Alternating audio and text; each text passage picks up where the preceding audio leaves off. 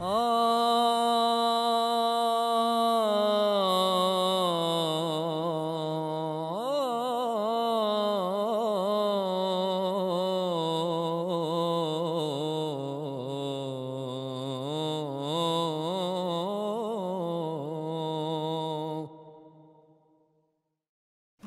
alaikum wa rahmatullahi wa barakatuh. Aujourd'hui, Inch'Allah, nous allons traiter un sujet très important. Et ce message s'adresse tout d'abord aux médias et aux non-musulmans qui ont la haine contre l'islam sans avoir essayé de chercher sincèrement sur cette religion. Je vous adresse ce message. Et tout d'abord, avant, je vais vous poser quelques questions. Pourquoi cette haine? Pourquoi cette haine? Avez-vous essayé de faire des recherches? Avez-vous essayé de parler aux musulmans pour qu'ils vous expliquent cette religion? Avez-vous lu la biographie du prophète sallallahu alayhi wa sallam? Pourquoi 1,6 milliard de personnes qui sont musulmans? Pourquoi ces gens ont accepté cette religion? Pourquoi et pourquoi? Pourquoi ne pas se poser des questions sincères au lieu d'attaquer avec haine et ignorance et injustice? Pourquoi? Parce qu'on va prendre la majorité du temps. Les médias prennent des préjugés, du hors-contexte pour condamner des choses qui n'existent même pas dans cette religion. Pourquoi ne pas prendre le message au complet? Pourquoi aller mettre le flash sur des incompréhensions? C'est ça les questions que je vous pose. Mais avant tout, aujourd'hui je vais parler, Inch'Allah, du comportement de Muhammad sallallahu alayhi wa sallam, notre messager qui nous a appris cette religion. Et sachez qu'on le prend comme exemple et qu'on apprend de lui. Donc tout ce qu'il fait, on doit le faire. Et on va parler, Inch'Allah, comment il a réagi avec les non-musulmans. Comment il réagissait avec les femmes. On va mettre au chaos ce soir deux grands préjugés que les médias utilisent toujours en traitant les musulmans de terroristes et aussi en traitant la femme musulmane de soumise, en disant que l'islam rabaisse la femme. Faux, faux, faux. Nous allons parler de ça, Inch'Allah, et nous allons prouver au monde que ça doit finir. Que les gens doivent lire et apprendre. Les préjugés, c'est fini.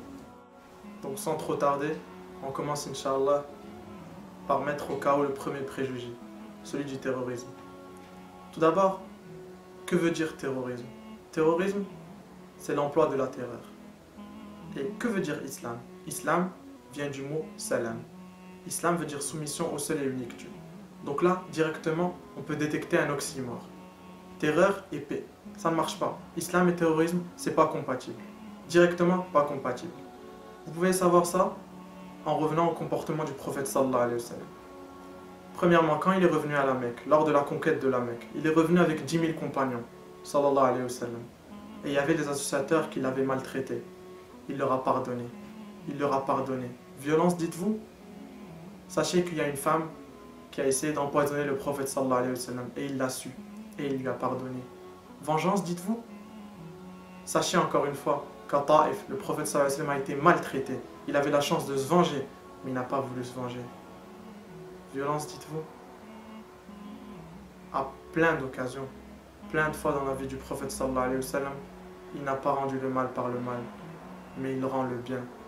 Notre prophète sallallahu alayhi wa sallam a dit, et écoutez bien avec vos cœurs, il a dit, quiconque maltraite un chrétien ou un juif verra en moi son ennemi le jour du jugement. Ça pousse au bon comportement avec les non-musulmans. Sachez que Abdullah ibn Omar, qui est le fils d'Omar ibn Khattab radiyallahu anhu, à chaque fois qu'il égorgeait un mouton, il donnait à son voisin juif à manger aussi. Il donnait à son voisin juif à manger. C'est ça l'islam. Vous savez, de nos jours, il y a un discours de haine, une propagande malhonnête qui pousse les médias à dire des mensonges sur cette religion, citer du hors contexte pour vendre, malheureusement. Mais c'est un effet boomerang. Pourquoi? Car ils font de la pub facile, de la pub gratuite pour l'islam. Car les gens aussi intelligents, ils vont faire des recherches. Ils entendent que du mal sur l'islam et ils vont faire des recherches et ils trouvent le contraire. Donc ils acceptent l'islam. Vous planifiez et Allah planifie. Certes, Allah est le meilleur planificateur. Terrorisme, terrorisme. Mais quel terrorisme? Quel terrorisme? Vous savez comment l'islam est rentré en Asie? C'est grâce à des commerçants musulmans. Quand les Asiatiques venaient acheter chez eux, le musulman lui disait: va chez mon frère, il n'a pas assez vendu aujourd'hui. Moi j'ai bien vendu, donc va le voir, lui il en a besoin plus. Quel comportement! C'est ça qui leur a fait accepter ce message. Un comportement magnifique, un comportement tiré de la vie du prophète sallallahu alayhi wa sallam. Terrorisme, dites-vous? Mais quel terrorisme? Qui a été la cause de millions de morts pendant la Première Guerre mondiale? Les musulmans? Qui a été la cause de millions de morts pendant la Deuxième Guerre mondiale? Qui a jeté des esclaves africains dans les océans? Qui a jeté une bombe atomique sur Nagasaki et Hiroshima? Qui? Les musulmans?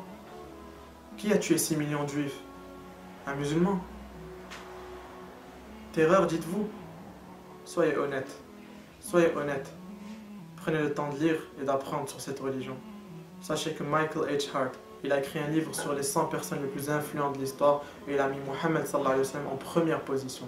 Michael H. Hart n'est pas musulman. Il n'est pas musulman. Quand la vérité est présente, il faut le dire. Il ne faut pas avoir peur de dire la vérité. Il ne faut pas avoir peur de dire la vérité. Vous savez, de nos jours, quand il y a une guerre, on peut le voir, il y a des injustices. Regardez, aujourd'hui on utilise des drones pour tuer des innocents. Vous pouvez voir combien d'innocents meurent. Combien de personnes sont traitées d'une façon injuste. Alors que regardez, le prophète sallallahu alayhi wa sallam, comment il donnait des consignes à son armée pendant des temps de guerre, comment c'était codifié. Écoutez bien. Pendant la guerre, le prophète sallallahu alayhi wa sallam disait aux chefs d'armée: ne trahissez pas, ne tuez pas d'enfants, ne tuez pas de femmes. Attention aux arbres, aux personnes âgées. La seule chose à combattre, c'est l'ennemi. Religion de violence, dites-vous. Même la guerre a été codifiée. Même la guerre a été codifiée. Avant de traiter le sujet de la femme en islam, parlons tout d'abord de ce qu'était la femme avant l'islam. Vous savez qu'avant l'islam en Égypte, la prostitution était autorisée et encouragée. Avant l'islam, en Inde, selon la loi Brahmin, la femme était considérée esclave toute sa vie. Quand le mari mourait, elle devait mourir aussi. Avant l'islam, en Grèce et à Rome, la femme était un objet qui se vendait dans les marchés. La femme était un objet qui se vendait dans les marchés. C'était la propriété du mari et elle était privée d'héritage. Avant l'islam, en Chine, la femme était forcée à se marier. La femme était privée d'héritage. Avant l'islam, chez les Arabes, avant qu'ils ne reçoivent le message de l'islam, les petites filles étaient enterrées vivantes. La femme n'avait pas le droit à l'héritage, elle n'avait pas le droit au divorce, elle n'avait pas le droit de choisir son époux. Regardez, ça c'était juste des exemples, ce qu'était la femme avant l'islam. Là on va parler de ce qu'a apporté l'islam à la femme. Comment l'islam a honoré la femme à des moments où la femme n'avait pas de droit. Sachez que la première convertie à l'islam est une femme, Khadija radiyallahu anha. La première martyre de l'islam est une femme, Soumaïa radiyallahu anha. La personne que le prophète sallallahu alayhi wa sallam aimait le plus était une femme, Aïcha radiyallahu anha. Dans le Coran, il y a le nom d'une sourate qui est la sourate des femmes. Il y a une sourate au nom d'une femme, Maryam. Subhanallah. Vous dites que l'islam a rabaissé la femme, on va traiter d'autres preuves. L'islam a sorti la femme des ténèbres à la lumière. L'islam est venu donner à la femme l'égalité avec l'homme. L'islam a donné à la femme le droit à l'héritage, le droit de choisir son époux, le droit à l'éducation, le droit de posséder une propriété. L'islam honora la femme à un moment où elle n'était pas honorée. L'islam rabaisse la femme, dites-vous? Renseignez-vous. Notre prophète sallallahu alayhi wa sallam a dit: le monde entier est une provision et la meilleure chose au monde est une femme pieuse, rapporté par Muslim. Notre prophète sallallahu alayhi wa sallam a dit: les meilleurs d'entre vous sont les meilleurs avec leurs femmes. Le prophète sallallahu alayhi wa sallam n'a jamais levé la main sur une femme. Le prophète sallallahu alayhi wa sallam a dit: le croyant ne doit pas détester sa femme, car si un comportement en elle lui déplaît, un autre lui plaira. Le prophète sallallahu alayhi wa sallam a dit: le meilleur argent qui est dépensé par l'homme, c'est celui qui dépense pour sa famille, c'est-à-dire pour sa femme et ses enfants. Le prophète sallallahu alayhi wa sallam nous a appris que quand tu donnes à boire à ta femme, tu es récompensé. Le prophète sallallahu alayhi wa sallam nous a dit que quand tu donnes à manger à ta femme, tu es récompensé. Pourquoi on ne montre pas ça dans les médias? Pourquoi vous ne parlez pas de ça? Soyez honnêtes. Pourquoi vous montrez qu'une face de la médaille? Pourquoi ne pas montrer l'autre face? Sachant que même la face que vous montrez, c'est des mensonges. C'est des mensonges, du hors contexte. Du hors contexte. Revenons un peu à l'histoire. On a parlé de la femme avant l'islam. On a parlé de ce que l'islam a apporté à la femme. L'islam protège la femme. C'est un bijou. Son voile et son bouclier. Sa pudeur. C'est ça les droits. De nos jours, on veut empêcher à la femme de mettre son voile. C'est son choix. C'est ça, c'est sa liberté. L'en empêcher, ça serait une atteinte à sa liberté. Réfléchissez. En quoi ça dérangerait les autres qu'une femme puisse s'habiller comme elle veut, sachant que pour elle, ça ne la rabaisse pas, ça l'élève. Elle veut plaire à son créateur. Comment elle peut empêcher une femme de plaire à son créateur? Elle vit comme elle veut. Il y a des femmes dénudées, il y en a qui veulent se couvrir. Quel est le problème? Quel est le problème? Vous cherchez à vendre, vous cherchez à parler d'islam parce que ça vend bien, parce que ça fait peur aux gens. Bien sûr, c'est la façon que vous présentez qui fait peur aux gens. Mais l'islam n'est pas venu pour faire peur aux gens. Le prophète sallallahu alayhi wa sallam a été envoyé comme miséricorde pour l'humanité. Comme miséricorde pour l'humanité. Sachez que 2/3 des nouveaux convertis à l'islam sont des femmes. Si l'islam rabaissait la femme, pourquoi alors des femmes acceptent l'islam? Raisonnez. C'est pour les doués d'intelligence. Agissez, réfléchissez. Pourquoi autant de haine? Est-ce que la vérité fait peur? L'islam honora la femme autant que mère, autant qu'épouse et autant que fille. Un compagnon demanda au prophète sallallahu alayhi wa sallam: quelle personne mérite le plus ma compagnie?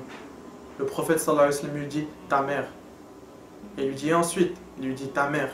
Et ensuite ta mère. Et ensuite ton père. Il lui a dit la mère 3 fois. Et ensuite il a cité le père. Vous parlez d'une religion qui rabaisse la femme? Sachez que si vraiment les hommes savaient ce que l'islam a apporté à la femme, tous les hommes voudraient devenir femmes. Et pour conclure, sachez que notre prophète, sallallahu alayhi wa sallam, ne rendait pas le mal par le mal. Sachez qu'il était bienfaisant envers toute personne, qu'elle soit musulmane ou non musulmane. Sachez qu'il était généreux, qu'il était toujours souriant. Sachez que notre prophète, sallallahu alayhi wa sallam, pardonnait et tournait la page. Et que il nous a appris, il nous a dit que ceux qui seront le plus proches de lui le jour du jugement, c'est ceux qui ont le meilleur comportement.